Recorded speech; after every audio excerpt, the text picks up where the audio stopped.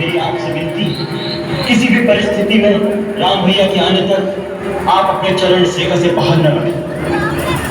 मुनिराज, मैं आपके लिए भोजन लाई हूँ, ये लीजिए। लिया देवी। कृपया आप ही को यहाँ आना होगा। अब तो हमने आसन जमा लिया है, यात्रा से थके हुए हैं, बार बार उठा नहीं जाता। जो कुछ देना है यही लिया। भगवान, मैं इस सीमा से बाहर नहीं आ सकती, आप ही को कष्ट करना होगा। देवी, तुमको याद करना नहीं लगती। द्वार पर आया हुआ अतिथि भगवान का रूप होता है और तुम हमारा तिरस्कार कर रही हो। नहीं अतिथि देवता, मेरे वहां न आने का कारण आपका तिरस्कार करना नहीं, वास्तव में मेरे देवर मेरी सुरक्षा के लिए एक सीमा की रेखा खींच गए हैं और अपनी शपथ देकर कह गए हैं मर्यादा की सीमा को त्याग कर बाहर नहीं जाना, इसलिए मैं बाहर नहीं आ सकती। कृपा करके अपनी बात को बुरा न माने। बहुत हो चुका, तुम बार बार हमारा तिरस्कार कर रही हो। पहले हमें कुटिया के अंदर आने से रोक दिया और अब दूर से खड़ा दे रही हो, जैसे हम कोई पशु पक्षी हो। ऐसा व्यवहार नीच जाति के लोगों से किया जाता है। यदि संत महात्मा द्वार पर आ जाए तो बड़े आदर से स्वयं उसके पास जाकर उसके चरण छूकर भिक्षा दी जाती है। ठीक है, हम तुम्हारे द्वार से भूखे ही चले जाएंगे, लेकिन इस अपमान के बदले हम तुम्हें साथ देंगे। नहीं मुनिराज, मुझ पर दया कीजिए। हम त्रिकालदर्शी हैं, मूर्ख स्त्री, हम सब देख रहे हैं। तुम्हारा पति इस समय एक स्वयं का शिकार करने वन में भागा भागा फिर रहा है। अपने सिंह से तुम्हारे पति को एक बार आहत कर चुका है, फिर भी तुम्हारा पति उसके पीछे भाग रहा है। हम श्राप देते हैं, वही स्वयं अपने तीखे सिंहों द्वारा तुम्हारे पति को। नहीं, अपने श्राप मत दीजिए, मैं वहीं आती हूँ। आप मेरे पति को श्राप मत दीजिए, श्राप मत दीजिए, मुझ पर दया कीजिए, मुझसे भूल हो गई है, मैंने आपकी शक्ति को नहीं पहचाना था, मुझे क्षमा कर दीजिए। जाओ कन्या, हमने तुम्हें क्षमा कर दिया। हम तुम जैसी सुंदर नारी के अश्रु नहीं देख सकते। मैं मिथिला नरेश, महाराज जनक की पुत्री हूँ।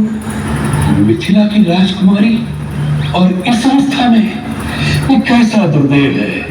अरे ऐसे नारी रत्न को तो किसी त्रिलोकी के राजा की पत्नी होना चाहिए था। मेरे लिए तो मेरे पति ही त्रिलोकी के राजा है, उनसे बढ़कर और कोई हो सकता है क्या? अवश्य हो सकता है,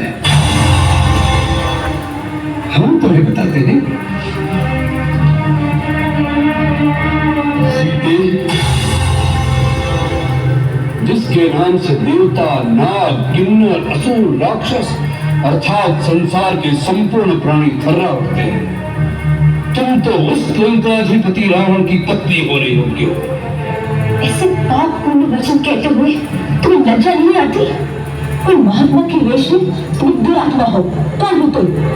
तुम्हारा दास, वही लंकेश्वर रावण। धूर्त, तुम इसी समय यहाँ से चले जाओ, नहीं तो मेरे पति एक ही बार में तुम्हें तुम्हारी लंका सब जला के भस्म कर देगी। तुम जिस पति का मान करती हो वह तो धरती पर रेंगने वाला एक मानव मात्र है।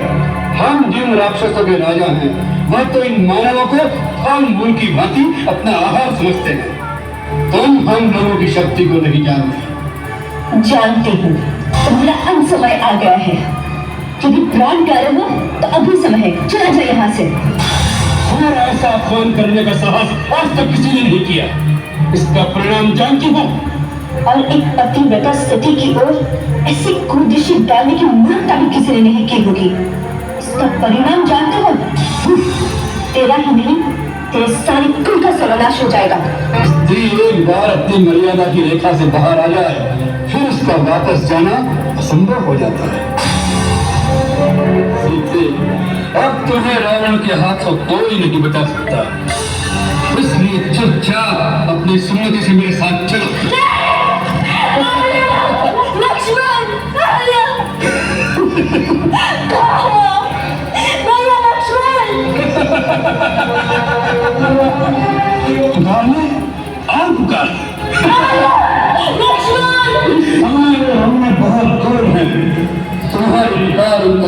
हो सकती। सीते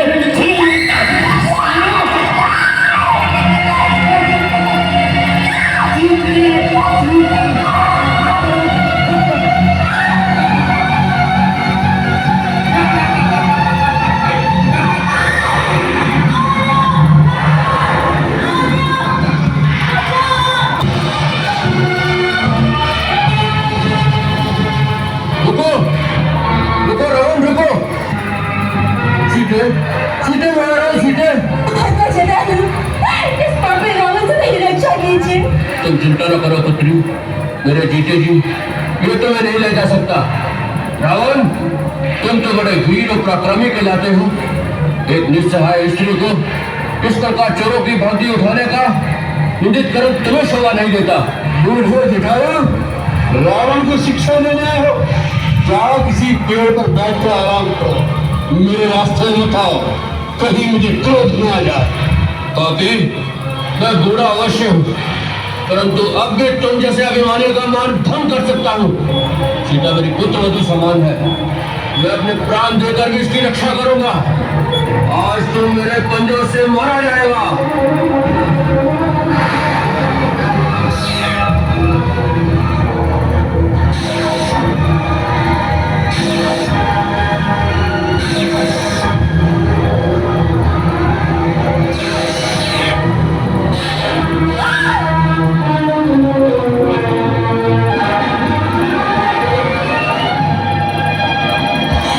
पूरे निरपराध पक्षी के पर काटता तुम अपने आप को वीर समझते हो। तुम्हें लज्जा आनी चाहिए।